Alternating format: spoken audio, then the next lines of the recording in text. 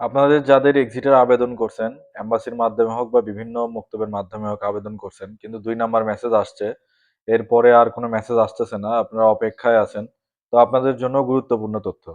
ভিডিওটি ভালো লাগলে শেয়ার দিবেন।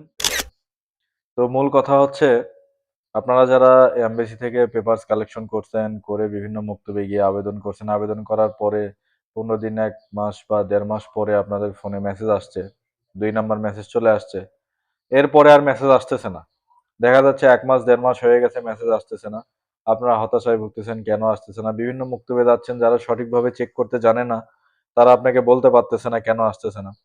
গতকালকে এরকম আমার কাছে এক কাস্টমার আমারে আ মেসেজ দিছে যে, "ভাই ৩ মাস হচ্ছে আসতেছে না।" পরে উনার চেক করে দেখি উনার মার্গি লেগে আছে। তো যাদের ২ নাম্বার মেসেজ আসছে, আবার অনেকের দেখা যাচ্ছে ২ নাম্বার মেসেজ আসার পরে ওই মিনিস্ট্রি থেকে সাদ্দাত নাম্বারটা পাওয়া যাচ্ছে।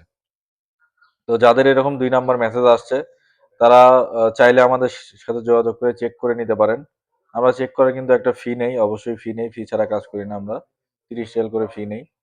আপনি চেক করে কিন্তু জানতে পারবেন যে আসলে কেন আপনার এসএমএস আসতেছে না বা আর কতদিন লাগতে পারে বা আপনার লাগবে কি লাগবে না। ধন্যবাদ।